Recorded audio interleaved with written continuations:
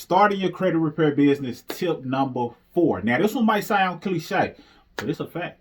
You want to seek mentorship. I know a lot of times people say seek mentorship, but a lot of times it's the people who have already traveled the path that you want to travel who can save you a ton of time and position you and posture you to be able to be more effective in your business journey. As it relates to the credit repair industry, it's important to tap in with someone who has an understanding of how to navigate that path. Now, I know it's a lot of people who talk about credit repair and understand a bit about credit repair overall. However, if they don't understand how to launch a credit repair business, then they're not going to be effective in teaching you the process. Like, do they have a blueprint? Do they have a roadmap? Do they have a way that can position you to be the person of authority without relying on them? What are their strategies? Can they position you to not have back charges and collect payments and things of that nature?